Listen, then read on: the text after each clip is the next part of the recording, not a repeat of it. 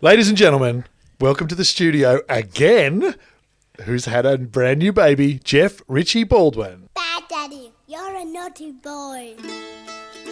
These days, fatherhood is everywhere. You can't get away from it. You must know the words by Blokes now. haven't Can you do tried. it? thought we weren't allowed to If you're talk not a in this father, bit. you've got a father. You're the son of a dad or a daughter of a bloke. But either way, being a dad is no picnic. The fear, My kids the know it anger, off by the heart. confusion, and, well, the love, of course. Derek I do Myers that and bit. Dan Lee, together with their special guests, are here to share the highs and lows, the joys and the agony of being a modern dad. But most of all, to let you know that you're not alone. I think it freaked Sammy out a bit when he hears it. G'day, Derek. G'day, Derek. G'day, Geoff. G'day. How are you, Cobber? Welcome to Answer the Question, stupid. Where Dan interrogates everyone with impossible to answer questions. I'll tell you what might be impossible to answer my new questions is podcast. what happened in the last year, in a Yeah. year's time. Now, every time we have Geoff in, I get super excited about the next time we have him in. He's like our control experiment. So when we last spoke to you, your partner was about to give birth to a child, That's right. a human baby. But how long's it been since the child has materialised in the world? Next Monday will be 3 weeks, so it's just over 2 weeks now. Wow. Yeah. You look all right. I feel great. But you know what, Dan? I reckon that you do. You better not feel too good, or I'm going to get very upset. No, but this is the No, magic. he's still in the. I He's may still in the. yeah, opposite he's in the phase. magic zone. Yeah. True. When there's people around or fluffing around, is there people? I wanted to ask you. Sorry, we're not even let you talk because we're excited about your baby. It's nothing to do with you. But when you're in a hospital or a birthing centre or whatever, then you do have this kind of, oh, well, what am I actually here for? Bathe it for the cameras and then piss off, because there's like midwives and helpers and everything. Do you have that continuing thing as well? Does anyone stick around, or is that first night? We had, so when Asha started going into labour and her water broke, and I called the midwife and said, "This is what's happening. Are you going to come?" And she was like, "Do you want me to come?" I was like, "What? I want you to tell me when you're supposed There's to this come." pressure to not be uncool and go early, isn't there? There's a lot of then pressure. We kind of had this pretty relaxed conversation while Asha was in labour, and she said, "Just call me back when you feel like you need me there." And so that was kind of how she was through the entire thing. Like, we had her come and she checked it out and she's like, "Nah, she's not giving birth yet. I'm going to go home," because it was like really early in the morning. Yeah. I had a nap. So frightening. Yeah, and then the next time she came back, it was on. Right. But then we had a second midwife. You have to have 2 midwives legally for home birth. And Oh, the home birth, of course. yeah, we did it all yes. at home. Yeah. Oh, wow. So Cool. I Right. pushed, because I set the pool up in our lounge room, Yeah. I pushed one of our couches kind of into the dining area, and Yeah. the midwives basically sat in there and... Sat in the pool. No. Oh, sat in the Sat in the dining room on the couch. Oh, the midwife Asha doesn't was jump in the pool. Okay, it's just Asher in the pool and, Yeah. and the baby. Just Asha. I didn't get in. It was just Asha in the pool with, the baby still inside her. Yeah. And the midwives sat in the background and hardly even did anything. Sort of barracked from a distance. Yeah, they- push harder. No, you do better than that. It was I was expecting I'm going to be in the way kind of scenario, and I was at the front of it the entire time. Oh, wow. So Amazing. they really just tried to leave you guys to do it. I mean, if you're having a natural birth, you may as well be as Yeah. natural as possible. Well, she'd already said, she was there was no internal examination or anything during, she wasn't into that. The most that they did was basically get a mirror and hold it underneath Asha with a torch so they Yeah. could see what was A going head or on, not, and then or they'd give her some positive feedback and go and sit on the couch and raid our cupboard, have something to eat. And I just sat with Asha for hours and hours and hours. Wow. So it was... While she sat in the pool. Did Yeah. she get pretty wrinkly? She did. She said her fingers did get a bit wrinkly, but that you don't even think. No, it's not the priority. It really distracts you from the pain. Oh, my wrinkly fingers. Yeah. And then, did it all go well? Like, it went amazingly well. That's amazing. Like, this is the first positive home birth story I've heard. Well, you just don't hear the positive ones very often, I suppose. It's the horror stories that do the rounds. The way our midwife talks about it is we had a boring birth. Right. We have a boring baby. So, and boring babies are ones that you don't hear the stories about because nothing happened. You know, it's like all the stories you hear are all the horror stories and bad stuff. Yeah, it's like going to New York, isn't it? Yeah. Yeah, we went along. Had a great time. Had a bagel. Yeah. It's like one of those. See someone shitting in the subway. What? Yeah. If you don't have a story about getting mugged somewhere, it's just kind of we had a holiday. You know? Yeah. So the big question. Some of the questions on my lips, which I've forgotten, were, you know, with the whole, what am I going to ask Geoff when he comes back after this experience, is what happens, because I remember the movement, like it's kind of like the birth of my children. It was like stop motion, crazy. If you made a film of the whole thing, there was a lot of moving around. Right. In the shower for about an hour, like, you know, all three of us, me and the helper and her sister and everyone in the shower, and then off over here, and then eating an icy pole and all this sort of stuff. Like, was there any time when it was like, I'm going to just towel off and just have a little walk around for a bit? Before Asher got in the pool, there was all that movement. Yeah, so, okay. So that was the last. She actually found that lying on the couch, they said, you know, they kind of say, if you read all this stuff, it's like you shouldn't lie down and everything. But our midwife's like, if you're comfortable doing that, do that. This is how good she was. And so Asher was laying on the couch a bit. She had a shower, you know, not a lot of walking around the house, but there was much more movement until she got in the pool. Yeah. And she was really comfortable in the pool. Yeah. So kind of kept it at body temperature, which meant throwing buckets out over the lawn and topping it back up again. But she ended up in the pool for probably 10 hours or something crazy. Yeah, that's a long time. She got out once. This was before the midwife came, just to kind of gauge what was going on, and basically on what the midwife asked us, we wanted to kind of figure out what was happening. And then she was like, I'm getting back in the pool. And so, she was in the pool. And I'm just thinking now that it must be ace having that weight off you. Yeah, I think several factors. I think, you know, you put heat on sore things, you know, so muscle soreness, and, you know, her lower back is where she felt all her pain, and so I think that really helped. Yeah. And then obviously taking the weight off her feet and off every other part of her body, and loosening up muscles that are soon to you hope so. Major movements and stuff. Yeah. Oh, that's fantastic. And I think it probably did, because you know, well, still getting the baby out was a struggle, but the aftermath was pretty good. Like Asher didn't have crazy tearing or anything like that. Didn't need stitches or anything. So maybe the heat of the pool helped with all that. Like, it all helped. Yeah, I'd like to think so, because like it makes sense. But who knows if that was it? It might just be. What score did you get? What weight? Oh, 3. Let's go old fashioned. He came out at 3.46 or 3.42. Daddy, kilos. have you got a converting brain? Pounds? I don't know. Seven. Yeah.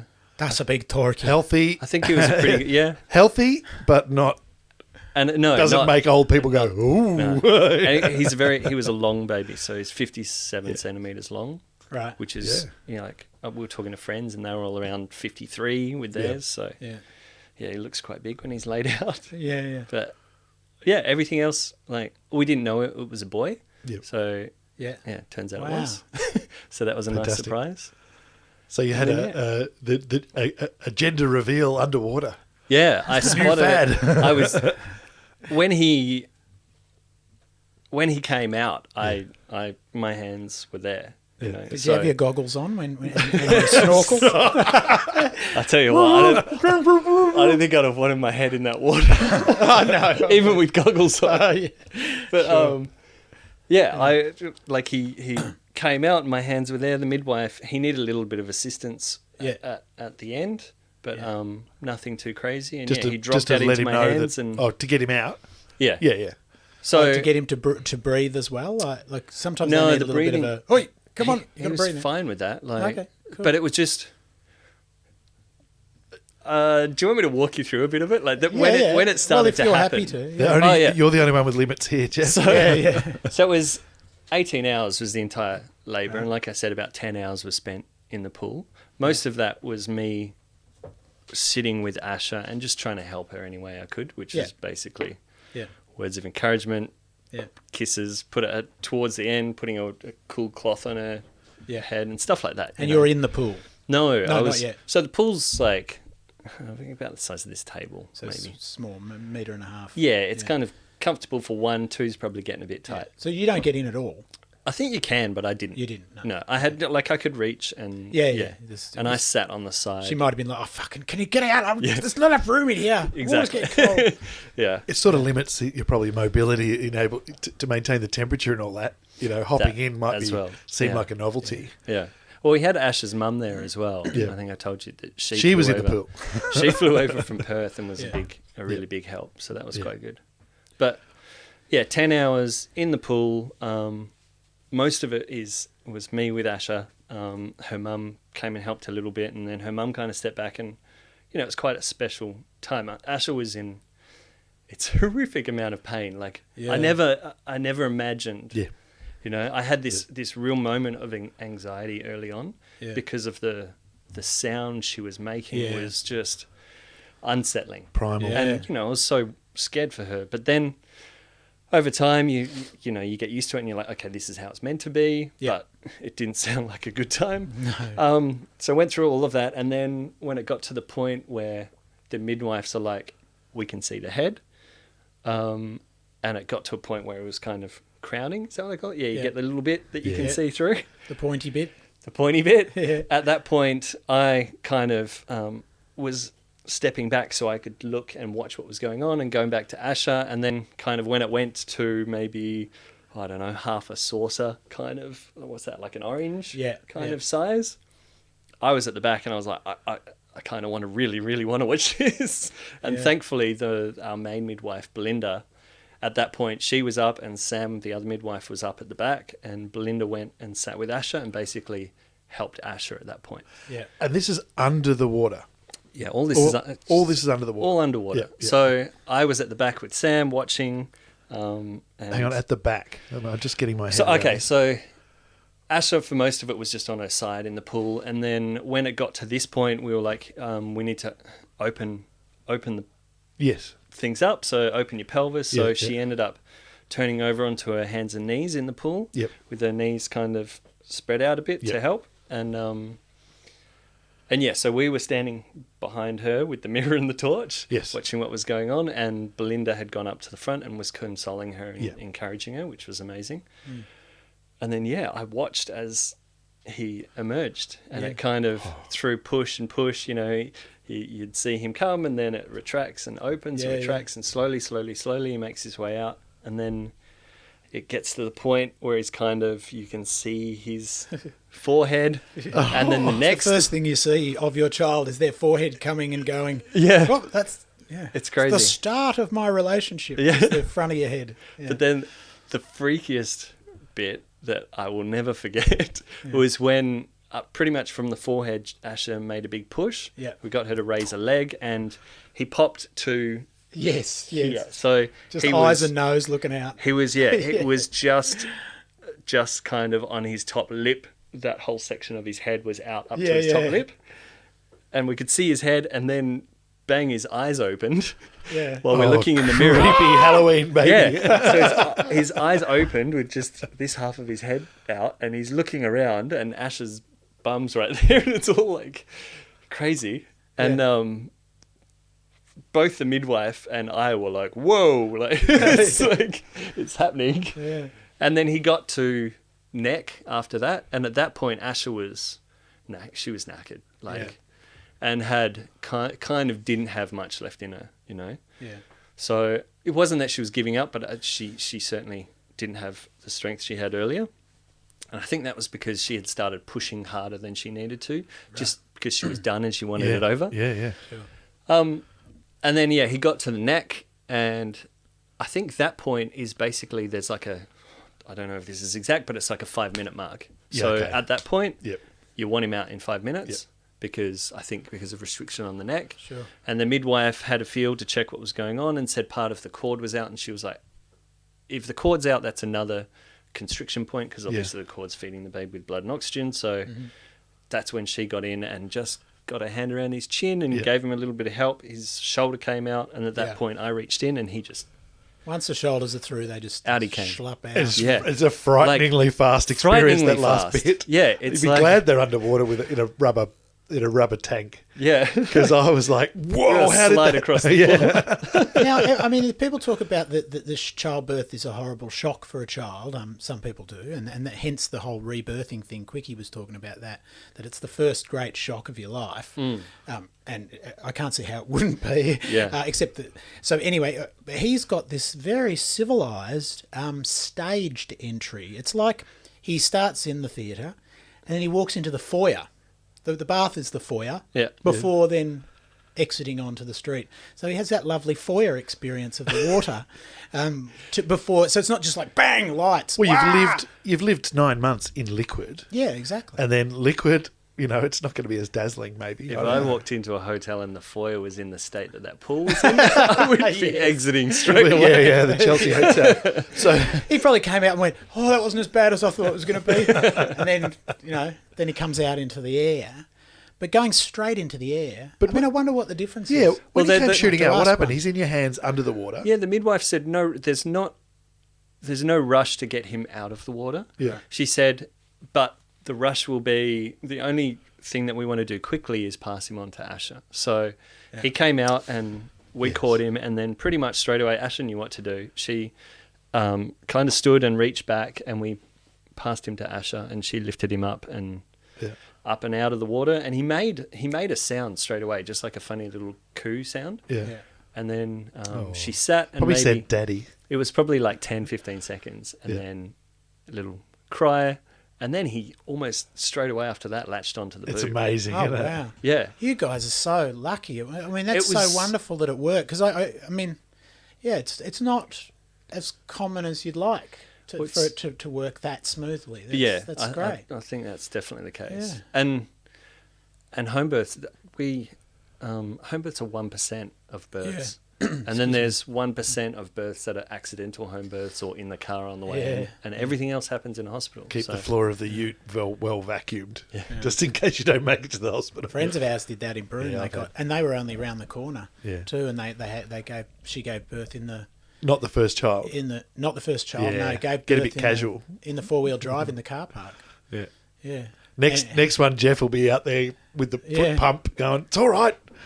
Pump, pumping the pool up. It's coming. I remember watching this extraordinary. It's kind of a bit unfair. There's this video. We went looking for natural birth videos because everyone wants to have it as natural as they can, and then depending on how kind of brave, I suppose, they are, whether they have home birth or whatever. Because, and that's your starting point, and then you just see how you go in the moment, because it's a totally original experience. So you don't know. You can never know exactly how you're going to be. But we went looking for these videos, and I remember I haven't been able to find it since. But there's a woman giving birth in a kind of jungle stream. And it's, have you seen it? Yeah, Asher. Fucking hell. Asher was all up. There's one, a woman gave birth in the ocean recently as well. Like, well, this one, she had all her other kids with her. Yeah. She just kind of angelically squatted into the stream, and her husband's filming it, presumably. And she was like, oh, she was totally orgasmic in there. Sort of, she was just, it was like the most zen, and I thought, you fucking assholes putting that on there, because the reality is for most people, like the clue was in the fact that there was half a dozen babies that she'd already had, like that. She's an expert at that point. Very few people don't get your Malcolm Gladwell 10,000 hours with childbirth, do you? And that stream was actually an installation in the middle of a maternity hospital. It was just bizarre. It was so... it wasn't without struggle, but she just handled it in this way that I thought, it's like, the unfair depiction of impossible body standards on the sides of trams. Yeah. This was impossible birth standards. Yeah. But of course, there is an ideal for people. You do want to be... You can't get a successful, smooth home birth how you want it without pumping up the pool and booking a Yeah. midwife and going, well, we're going to do this. Yeah. Well, and also- not so far from a hospital, knowing that you're not endangering anybody. Yeah. Midwives who are very relaxed obviously helps because, you don't want them to be like the flight attendant that panics when there's turbulence. I think that's their thing. Belinda- They're all relaxed. That's their Belinda's job. been delivering babies since the 80s kind of thing. And she was she's still doing checkups and visiting us now. And like our relationship with her is amazing. Like I never thought it was going to be That's like great. you hope that it's good. But yeah, she came around and we chat and hang out and, Is she strangely kind of floaty and zen and kind of ethereal? no, she's kind of like Or just very work- real and Just real? and, yeah. Salt, and- salt of the earth. yeah, type. she is. Yeah. I was trying to make a connection between the death doulas and the birth doulas. You know how there's the people that go to end of life things who just kind of float through and have this, because it's both ends of the bookends. Yeah, but you of have to life, read. so- You have to read the mood of the people. Like you've got every week.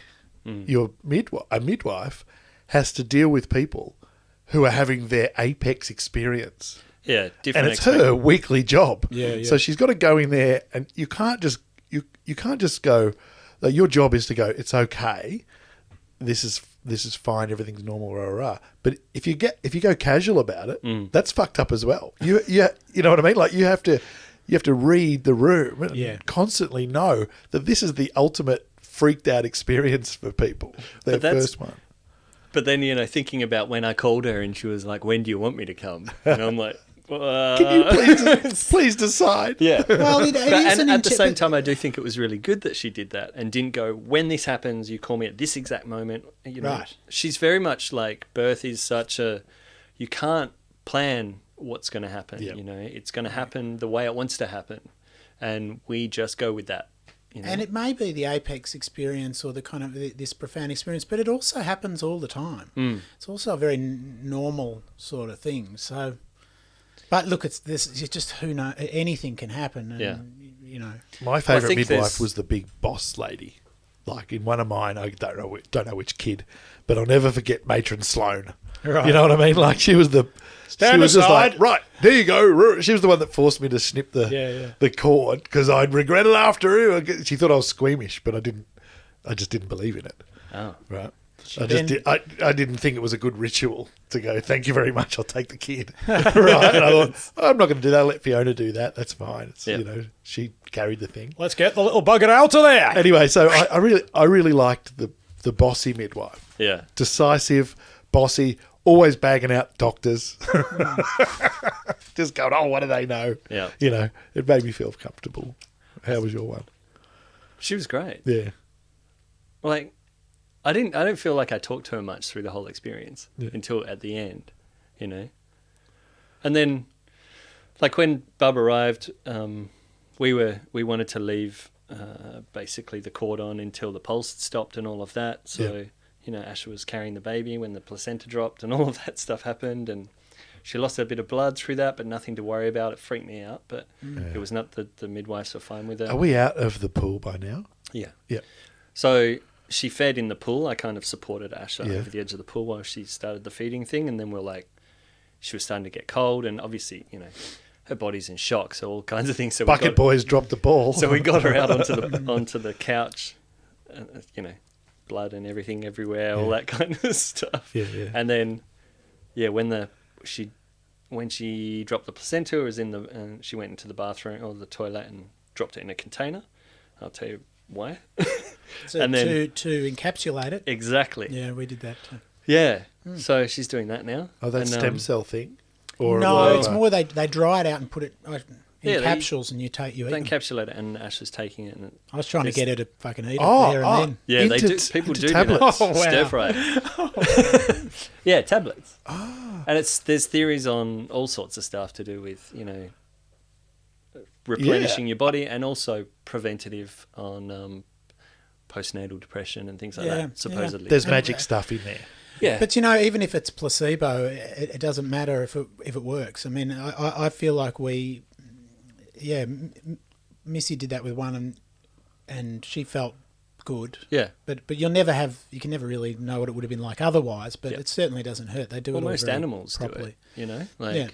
And There's a reason, I think, why they do it. but That's a good tucker for them. Yeah, it could be that's their next meal. Some of them eat half the babies too. Yeah, that's true. Oh, this is too many. For fuck's sake. Barry, come and have a few of these. Would you know I was a home birth? We covered An that last accidental time. home birth? No, just like a It's just the way they did it in old school a Scotland. trend. No, my older brother was at a hospital, but I was a home birth Really? job. It became a fashion around 66, maybe. Wow. In Scotland, but Grab that one, will you? but they just there was no mystique about afterbirth, as they called it. I guess placenta, and my dad was just left there with, I don't know, I guess a toddler, a brand new baby, a wife, a mattress that should be for the bin, and a huge kind of Slab of meat. slab of stuff with liver, or it's a funny looking thing. Yeah. And he just, no one told him what to do with it. So he actually carved it up into little bits and put it on the fire. Burnt What? And burnt it like in little A fucking serial killer, basically. He chopped it up, Well, there's no put it in bones, so yeah, suitcases. no one knows. Acid bath. put it down the incinerator. What's your dad up to now? Yeah, so that was the story. Wow. Really? Yeah, he just didn't. burnt No one said, it? what, tiny little backyard. Wow. Little Oh, kinda- outside. Little kind of No, I state right. house near Glasgow, and there was no backyard. There wasn't a backyard ready to carry a, If you've got it on the fire, though, you may as well eat it. That's what I'm I thinking. wonder if he had. I wonder if he was I bet tempted he to. had a cheeky piece. You know, it was really Scots good, though, they don't waste a thing. Yeah.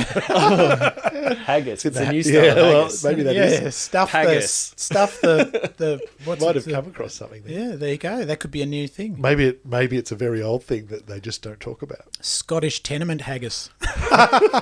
It was- Stuff that, will you, darling? It was actually our second midwife who did the encapsulation.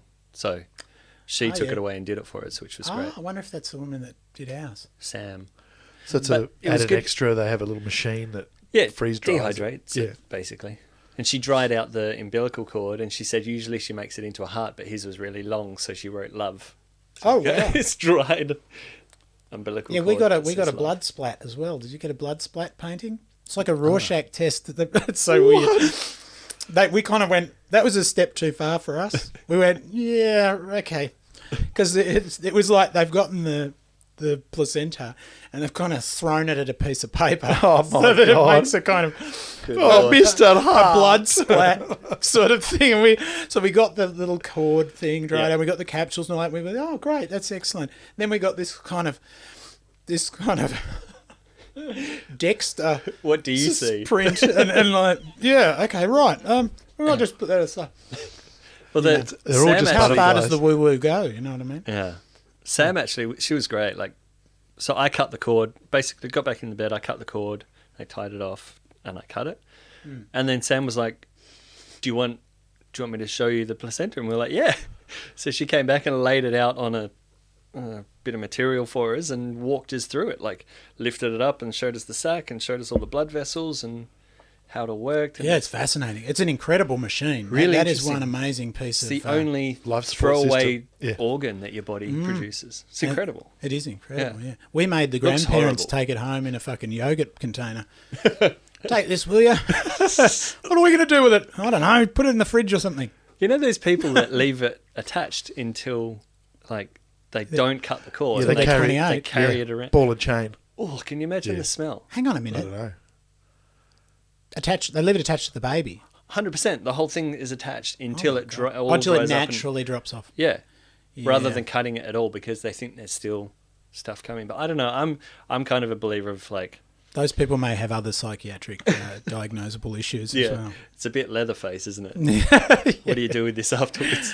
Not that we're judging anyone who might want to do that. I'm blown away by all this placenta stuff. Oh, yeah. I knew that people were getting the cord and using it in case they needed spare parts or something. Spare In the part. future or cloning. Do you know I don't know. if you put them in a warm bath with certain salts and stuff, they'll actually turn into another child.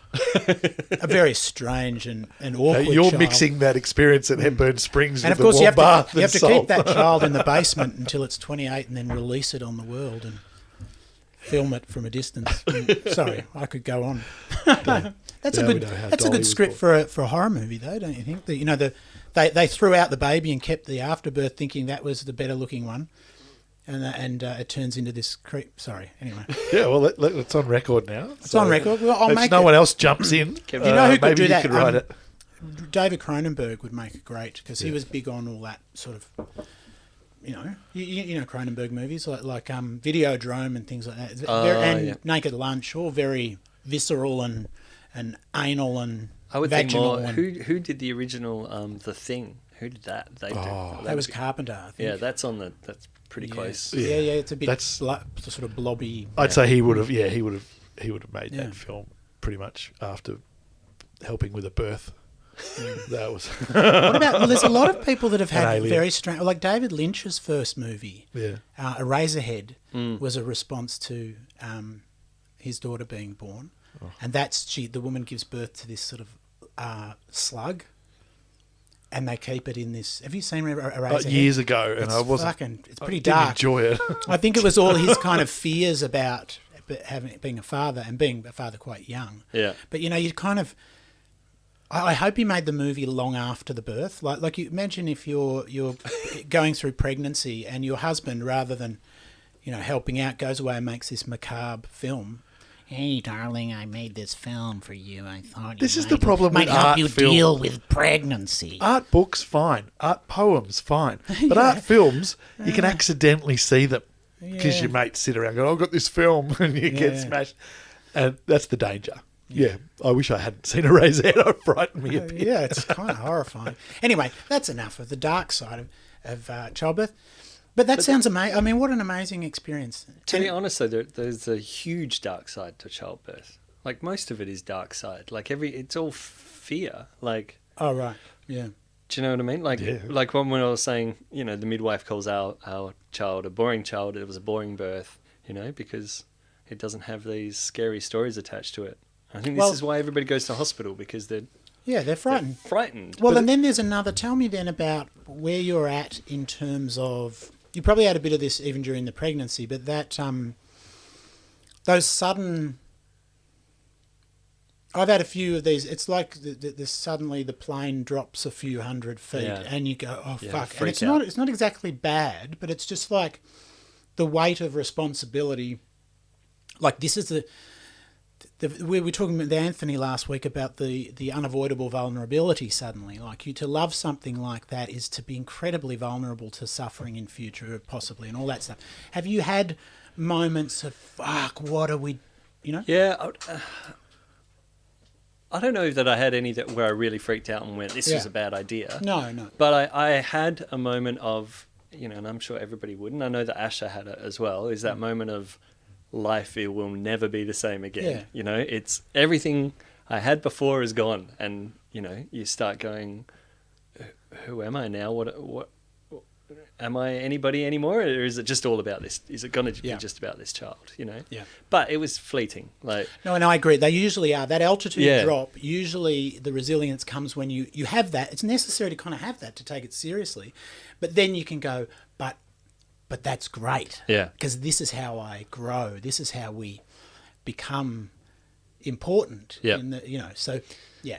On the flip side, like on the really positive side of things, it was like I didn't feel like until he appeared that I had a strong connection. Do you know what I mean? Yeah. Like, and I think we spoke about that when we first talked, is like, it's in Asha's going through everything. Yeah. All the hormones, all the symptoms of everything. It's just, she's growing. It's in her, I got to feel it and go, every nightmare, every wriggle. Yeah. Yeah. I got to feel it and go, there's something going on in there and it feels a bit weird.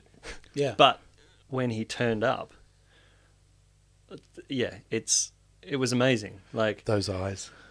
Yeah, when I saw his eyes in the pool.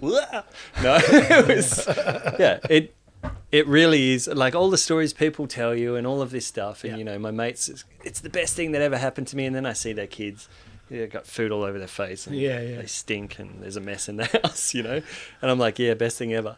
But now I've had it and I'm like, okay, I get it. We spent the first 5 days just staring at him, and it's just love. It's just this crazy connection to this Yeah. person I've never met before. Really didn't know that he existed other than him knocking on the wall, Yeah. you know. And then there he is. I didn't think he looks exactly like me or anything, but there was just this amazing connection. And There's also, I mean, if you want to look at in a biological sense, it's hard to dispute that that's the meaning of life. I mean, everything about evolution suggests that the only real thing it's trying to do is get you to pass on your genetics to the next. And it's quite brutal nature in how it does that. I mean, that's pretty clear Yeah. from a biological perspective. And so something must in you be going, this is the greatest success I can have. Nature is grabbing you and embracing you and saying, well done. Yeah. This is it. This was the fucking point. Some of you don't do this. And I'm not begrudging people that don't have kids, because we need a lot of people that don't have kids. Yeah, And there's plenty of too kids many on the of them. planet. And I really don't want to be that guy. And it's not. There's a lot of meaning to be had from life that's got nothing to do with children or whatever. But just on that purely biological, and it would make sense that then you would feel that this way, sort yeah. of. I've. It's all downhill. And it's from only here. philosophy. It's only philosophy that can sort of cancel that out. Overthinking. Yeah. Yeah. You know what I mean? I believe that philosophy is the appendix of our psyche. We've evolved. It's an accident. It's a human. We don't flaw. need it anymore. I think that about religion. More The than instincts philosophy. and that love, that staring at a brand new baby, and just going, "This is so good," or just holding the hands of a girl on a train when you're 16. Just that bliss, you know. It's those things Yeah. that then they get. You know, we talk about Right. we talk about how good it is right now, but I just think that the philosophy of questioning what's making you do that, like, oh, is that just chemicals, or it's just the design of everything. Well, I can meaning of remember life. it doesn't feel that long ago when Asher and I, we've been together for like going on 12 years or something now, Oh wow. and only been married for the last, almost 3 now. Well, you want to be sure, don't you? Well, Asher's younger than me. There's all it was all to do with timing and what. Get her through she wanted HSC first. But I can remember, it doesn't seem that long ago when we had conversations about kids, and it wasn't something that we were like, it's definitely going to happen. It was like, kind of much of a muchness, not really fussed either way, you know. And now, there's already that's- been talk of another. Wow, that is a successful birth. That is as the midwife would say, boring birth, but I would say the dream birth. Yeah. Yeah. But we That did is have one, definitely, if you say that right away. we did have a bit of a crappy scare. He was jaundice. He got jaundice on day 2. Day 1, jaundice is really bad. Day 2, midwife came back to check on him, and he looked a bit orange. Yep. And she was like, Oh yeah. I think it's a good idea to go in. Yeah. Or, not I think it's a good idea. She said, I don't want you to have to go to hospital, but I want you to go to hospital. Because she knew that we obviously wanted to do everything at home. And so we ended up going to the women's hospital. It's amazing. It's the best. Yeah. And so we went there, and he got wrapped in like a UV blanket. Like, we could have taken him to a rave. It was awesome. But had him 24 hours in that, and then he came good. So, but That's to do with liver or kidneys or something, isn't it's it? to do with your Circulation. liver processing proteins and fats. Yeah. Don't quote me on that. Yeah. But it's something along those lines. And the yellow is it showing up in your skin, and then the light, the UV light, does the job that your liver would be doing.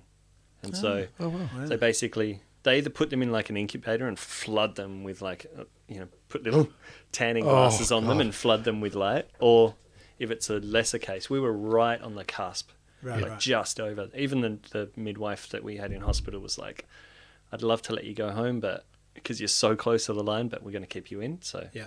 So the UV then kind of kills it breaks toxins, breaks down. It does the job of the liver and Wow. breaks down whatever it is. Isn't that an that's amazing not thing broken that your down. body does? And yet Yeah. another extraordinary thing it does. These then you backup just- systems to, if something fails. Yeah, it's crazy. And just to think that UV light would do it. Yeah. It's bizarre. And then you just pass it. Yeah. Yeah. So, Wow. crazy. I know our boy had that in utero scans that suggested one of his kidneys might not have developed and rah, rah, rah. Oh, They wow. go, it's normal. just, slow. We just do a test and we'll check it afterwards. He's born, and they go through this motions. And they did a scan, something. They wouldn't even let us go near. Because that brand new baby, they seem to think, like with circumcision and things like that, they seem to think that agonising pain's okay if they can't swear at you or something. I don't know. But they had to put something into his urinary tract right when he was born to do a little scan and make sure he's cool. It was cool in the gang. No ongoing problems there. Yeah. Just like I had a couple of moments of thinking, what happens if he's born and has a external organ, or all that kind of stuff can happen. And because we had one scan, the only scan we had was at 21 weeks, and we didn't do any others, like just a decision that we made. So we had that first one, and everything looked good, and we're like, okay, we'll just everything's going to go. For thousands of years, more people have done. I think when we were born, they didn't even have ultrasound, did they? In the 60s and 70s. I don't think my parents had... I don't think they... Oh, did they? No. I don't think so. I don't think they had them for my sister, but I think they had them for me, which is only a couple of years apart, like mid-70s, I think. I noticed that the ultrasound came up in the news the other day. Right. I can't remember what it was, though. I didn't read it. Good story. But it said breakthrough for doctors diagnosing something. Oh, okay. Right? So it was an app and a little device that literally plugs into it, so your GP doesn't have to book you in and that you might wag for an ultrasound to check something. He just literally whacks this thing straight onto your prostate and plugs it into his iPhone and has a quick cheeky look. So every doctor can have one. They've got weird 3D images of them now too. I think people get quite obsessed with the whole scan thing. They do the 3D thing. You can print it out. They do check. Is it okay? Is it okay? What sex is it? You can see whether he's a spring, summer, or autumn, so you can have his clothes perfectly ready for his complexion when he gets out already. That 3D one is super fucking creepy. Yeah, it is. We might have got that. It was looks, gold. Looks like it was like this weird metallic. It looks like creepy. A child in formaldehyde, frankly. Looks looks like a dead baby. I didn't looks like a mummified baby. And there's weird things in it, weird lumpy shapes and all kinds of odd stuff. What's that? Yeah. Yeah, I didn't like it at all. Looked like it reminded me of a razor head. A weird thing too is when we went in to get an ultrasound for Luna, that because I think I know more than the ultrasound person, of course, because I'm a medical expert, and she's sort of we're seeing the baby in different ways. So he goes, there's a penis, there it is, and she goes, no, the girls actually have a bigger penis when they're in utero than the boys. Now that's not exactly what she said, but she said that's a bit of a trick, because when they're at that stage of development, the genital sort of area, because you all start as female apparently, but it actually can look more like a male in terms of, if you were just a lay person looking at it, it can look more like a male than a female, but it's actually, and she was a girl. Did that make sense? Yeah. It looks like they've got a great cock basically there, but it's not. It's there you go. So I thought I was how far in was that it was a boy. Like really early? It was pretty early. Yeah. Pretty early. But I declared it. I called it. Yeah, but you're talking a great cock, but the whole... I mean great as in big, child not wonderful. Not terrific. It was superb. But the whole child's only that big, so this is a tiny little... It is, but beastie. it's clearly sticking out. So something... What a magnificent cock. Has that ever been uttered? He was going off ratio. Exactly. Relative to the child. Many times we've heard that sound coming from the ultrasound room. What a magnificent cock he has. For a girl. So you've got a son. I got a son. Jesus. Yeah. I am the father of a son. That's amazing. Yeah. And he's been really good. Like, we're still not even 3 weeks in, but he sleeps really well. He started feeding more often during the night, so it's about every 2 to 3 hours at the moment that Ash is up. Last night was probably one of the most intense ones, but she's good. But we've got a system in place. Well, not a system in place. We've got kind of a thing that we do. We take turns at doing the nappy change when he does the feed. Yeah. In the mornings, I generally get up about 7, so I take him. Yeah. and leave Asher to sleep. And I found that we've got an Ergo baby carrier thing. Yeah. If I stick him in that, I can go out the back to my office and work, and he just passes out. Yeah. And so I work. Does he have a crack at your nipples? No, I guess I've got I more haven't seen spongy him boobs than you have. try for that yet. But my kids always tried to have a crack. So did mine, and I referred to it as the hairy nipple of disappointment. That's the hairy nipple of disappointment, my child. No milk shall issue from this ghastly organ. And you don't know whether to just sort of buff them off Yeah. or to go, See what well, happens. if they find out, then they'll Well, you don't try want someone again. to walk in just at the moment they make contact. With They the need to nipple. learn. Do you know somebody's invented a thing that a man Yeah. can wear and feed a baby? Yeah, off it? That's messed up. Oh, mate, Robert that De gonna- Niro was wearing one in a movie. That's right. What's that going to do for your kid? I don't think that's a good idea. I don't know. There's something about But boobs. then wait till she's an eternal milking machine. I mean, I know there was a period where it gets really quite. Well, it might not be, Growth but who knows? spurts, Well, yeah. just that you're just this machine. I feel like she's a machine now. Yeah, no, but once they're really like eating lots Yeah. and they're getting bigger, and there's just milk being. We were like, there's just this sound of the breast pump, either breastfeeding directly or the breast pump going constantly, Yeah. and women get really quite. They're just a cow, Yeah. basically. it can be really demoralising. I've already. It's them that say that. It's I've not got you. a mind. Don't you say you're I'm just not like a cow, lady? Yeah. But they say it. They go, I just feel like I'm just this And lump it's- that's designed to feed this child. Which is- I feel bad because yeah. there's times when I have him and Asher's doing stuff, and then he starts to get grumbly, and then I'm like, I can't stop him from grumbling right now. So The he's helplessness. doing the hand chewing. And why have we the- got these tits if they're not to be used either? Like, it's ludicrous. Yeah. Like, We we've should've- got them. What point are we? What's the point? Yeah, I mean, it adds insult to injury. Not only have we also got boobs, but we're not willing to use them. Fucking hell. Bloody patriarchy, that's what it is. It's a bloody patriarchy. Yeah. Yeah. Men can Our breastfeed, they just selfishness don't. deliberately There's a- involved them out. Choose Yeah. not to. Would you, though, if you could, I don't think I would. Well, there's always the breast pump. That's all right. You could do that. I think some men do lactate. It can happen. It can be done. Not in the volumes that are necessary. Well, There'd maybe be if some you stick with guys the would have soy, a bit of breast Derek, tissue. maybe. Yeah, keep the edging our keep way the back to- cheap soy milk going. Yeah. Get the estrogen. This is going to turn levels into David Cronenberg movies again if we're up. not careful. God. So yeah, wow. What are we gonna? Yeah. Danny, let's think about what we're gonna. Let's put out some things that we're gonna ask Geoff next time he comes in. Maybe Well, I was you can expecting to theorize on console what's you happening. and- Exactly. Yeah.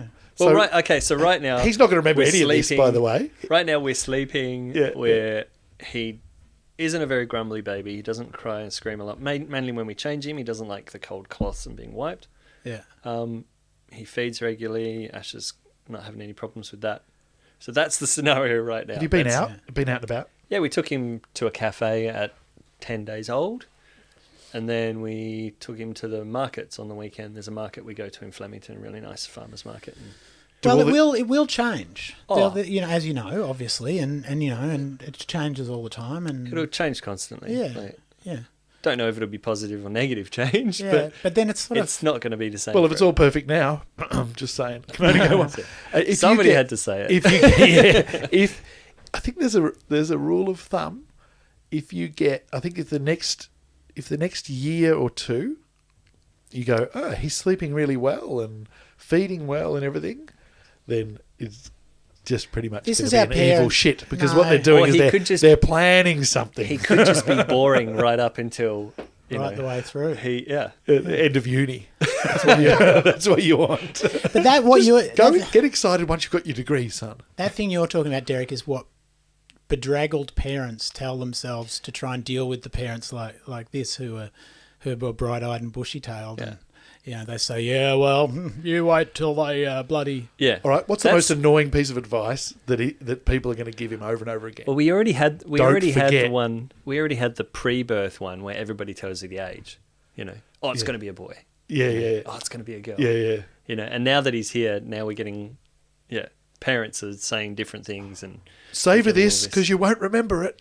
Yeah. They keep telling you that. Oh, Don't you remember that? And it goes you won't so remember, quickly. and then you don't remember it. You go, oh fuck! I would have remembered it if everyone wasn't so busy telling me Yeah. not to forget. And it goes so quickly. Then you might before listen you back know to it- this a few times, going, oh yeah, Yeah.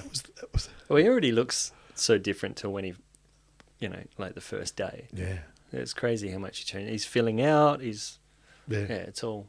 Yeah. I think it's like boiling a frog. Really, you start, once she gets over the nausea in the first trimester, everything will be okay, and then from then on until the kid's like 40. Yeah. It's like, oh no, it's all right once their kids are a bit older. It just goes and goes. And you go, all right, now the birth's done. You're all right. You go, oh no, maybe not. Well, you have to. Things are gonna be you're going to have to difficult. think of something for next time because the pregnancy was really good. Asha had a great time through the pregnancy. Yeah. Like really lucky. No major sickness or anything. The birth kind of just happened really well. Like we had that little jaundice thing, but that wasn't really anything to be scared about. And now he just seems like a little angel.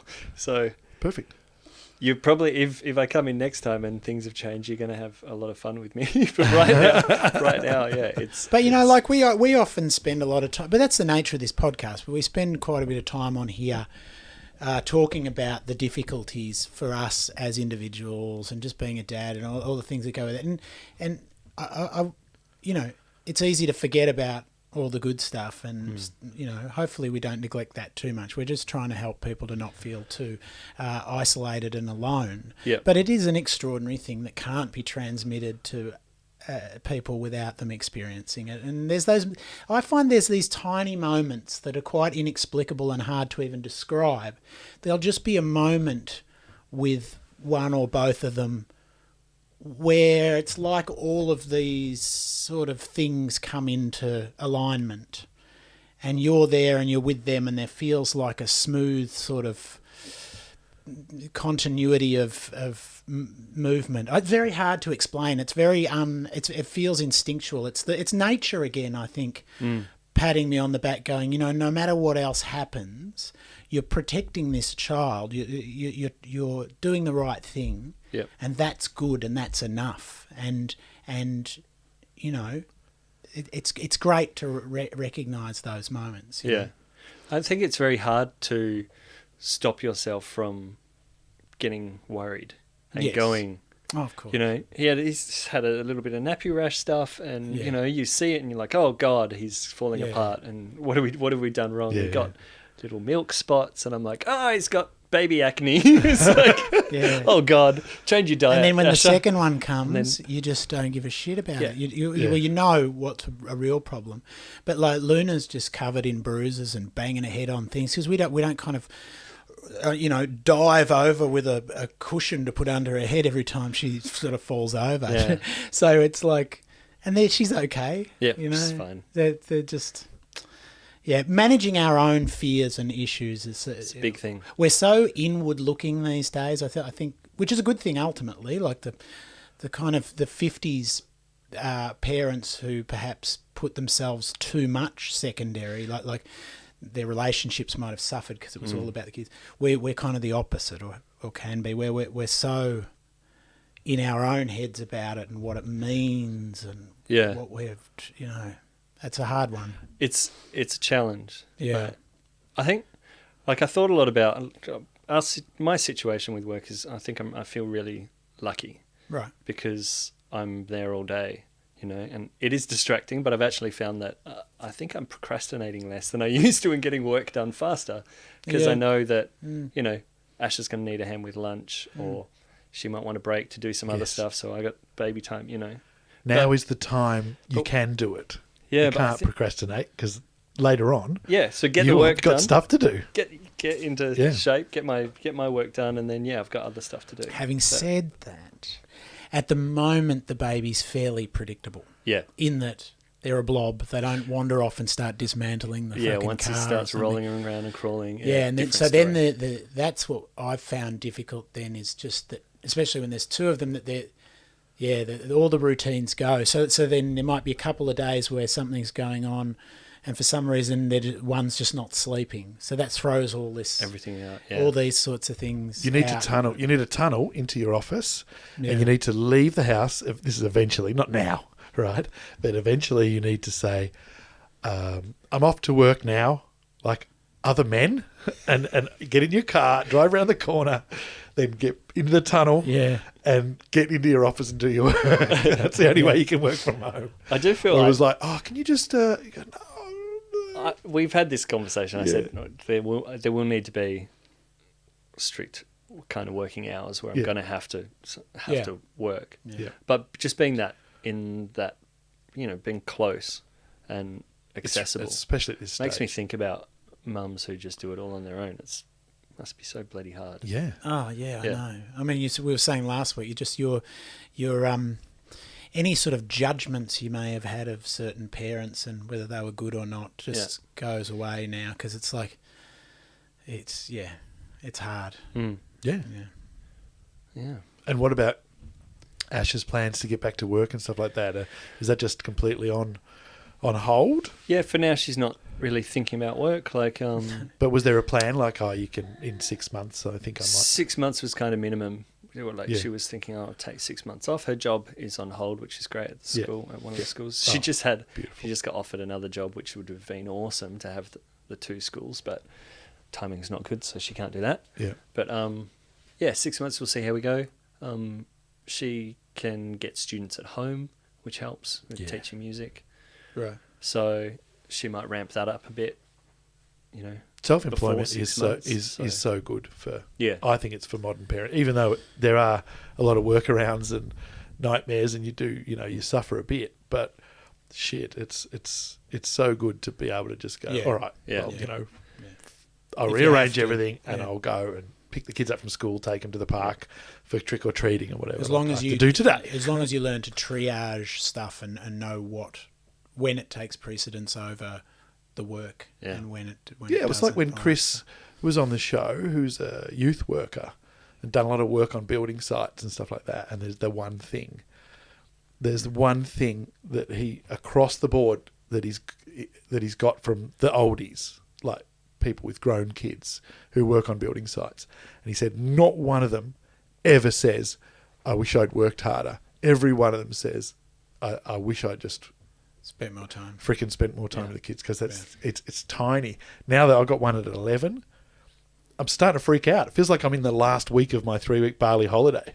You know what I mean? Like, it's like, oh, fuck, shit. It's not like I've only got a certain amount of time left to model this person. Yeah. I've only got a certain time left. Well, I have, but a certain amount of time left to spend with this person, where they still like me. Yeah. Possibly. And then your journey toward irrelevance will be complete. Exactly. That's why I have another one. I'll have a midlife crisis. Yeah, but you can't usually by the time the other one. Well, you could. Yeah, you have to. It's a bit late for me. Sell your scooters and buy a Porsche. Yeah, I've been doing midlife crises since before midlife, and now I'm well and truly after midlife. So too late for that. I'll just keep them rolling, one every year. So next time you come on, So I'm back. You're having me back again. Yeah, you're now You're our not control bitterly model. disappointed because I had no bad No, stories. this This is is like when you're thinking the poker machine's going to pay out. You keep losing. You go, no, it's got to. So if things go well for you, we'll be going. Eventually, it's got to turn. You're going to be like, next week we have that prick Geoff back on. Can't you see us all like vicariously going back to those moments? And we'll have your reliving son it? in here going, oh, my dad's so great. Shut up! I want to hear it. Yeah. It's funny, because we preemptive talks about this kind of session with my wife, and she was saying about how we've got positive stories, and she's actually, leading up to the birth, she listened to a lot of podcasts, this particular one about birth stories, and she said most of them were negative, but then there was a really positive one that was on, and she said it was such a relief after listening to all of these horror stories that this woman just came on and went, it was really nice and I had a good time, and she was like, thank God. It's all narrative, and most narratives have to have, trouble. They have to have drama to be of interest. And right now, this is a movie would be pretty boring. Yeah. So, but, yeah. Oh, well, totally. Something has to change. Yeah. And then if something doesn't get bad with that, then it has to be something about what you as a parent are going through internally about sort of identity crisis or something. If the actual logistics of the childhood are working fine, then that's an interesting juxtaposition of stuff, you know. There's got to be a counterpoint thing. So, yeah, it's hard. I tried to write a play about, I wanted to write a play about what happens if we get it right with the environment. You know, we solve the climate crisis. Yep. And so it's kind of a... No one's thought of it. No one's even thought of it, have they? Yeah, well, because I thought you become what you kind of focus on. If we just focus too much on the apocalypse, then it's the self-fulfilling prophecy. We have to be able to imagine a world where it's possible so that we even try. But the problem from the perspective of writing a piece of theatre for people to watch, getting it right is without drama. Yeah. So instead what I had to do was write a play about how we got to the utopia. The fight was in it. Well, and sinister shit happened. Yeah. I thought you were going to say we worked out the environmental problems and all died in nuclear war. No, you know what the central thing ended up being, like the central metaphor is when there was a life raft. So when everyone, the ship sinks, there's one life raft and 200 people. And once the life raft's full, what are you going to do? And he says you start punching people away from the boat and drowning them.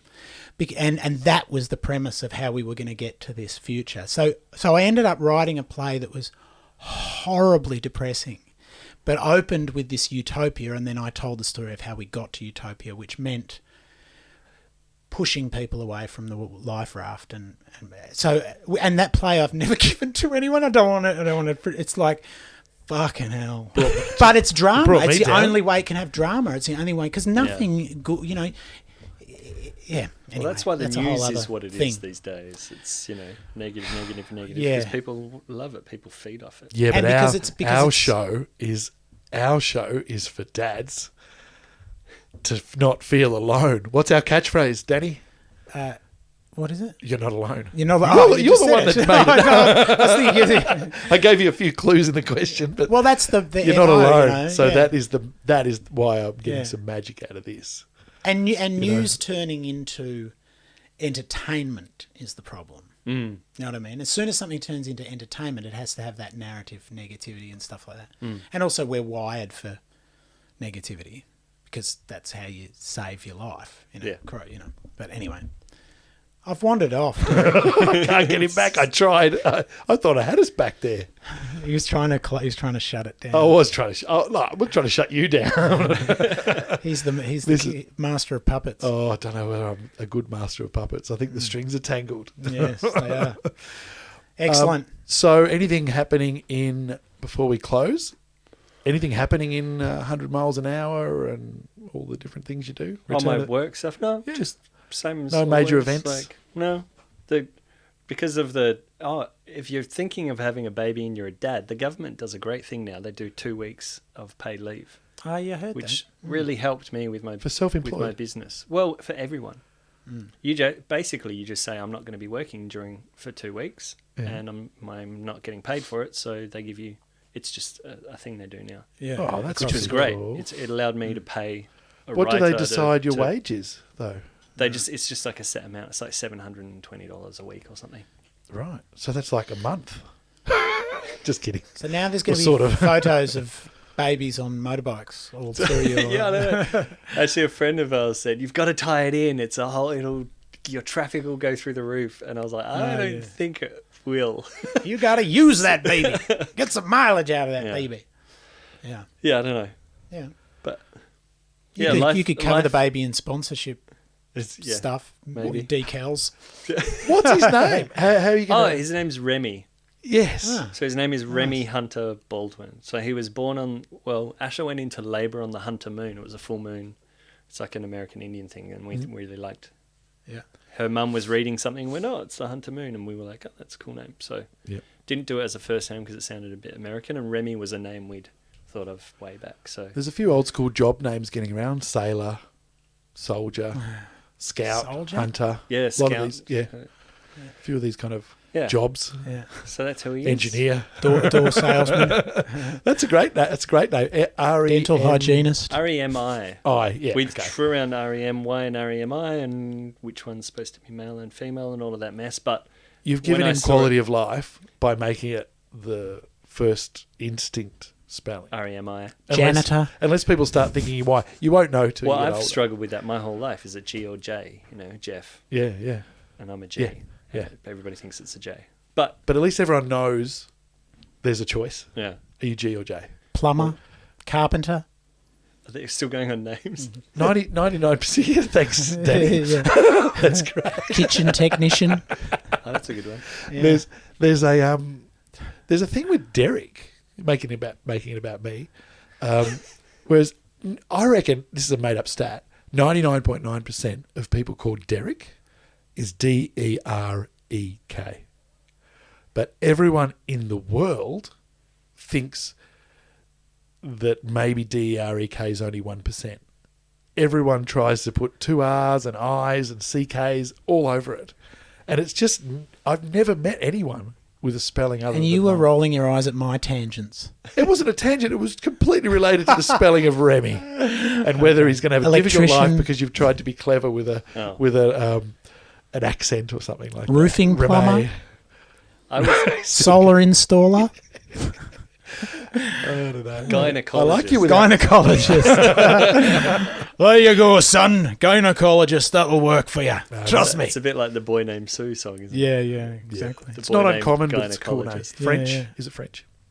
What is? Remy. Gynecologist. Yeah, I believe is it is. French. Yeah. A There's actually gynecologist a- is a lovely French There's name. He's lost his mind. there's a hip hop or rap duo in Melbourne called Remy, Okay. which we found out later. But That's yeah, the thing. You just don't know what's going to happen. We named our daughter Clover, and then I noticed a new dating site, kind of like Tinder, but maybe I don't know. I didn't look into it, but it was called Clover. wow. Right. I went, oh no, what if that's just part of the vernacular when she's 16?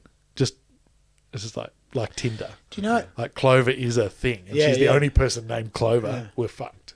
But I haven't seen it since. You know, the day the Harvey Weinstein story broke globally, Yeah. someone on that day named their child Harvey, Yeah, like just before the new. and then went. Although actually, then they could change it probably if it was. If they hadn't lodged it, Yeah, I wonder if that killed the name the way it killed Adolf. Yeah. No, I don't think. Yeah. I don't think so. I don't think Harvey Weinstein's just one Harvey. Yeah. We look after. Wow. One of Tom's mates comes around one morning a week, and I take him to school, which is cool. And they hang out, play the computer and stuff.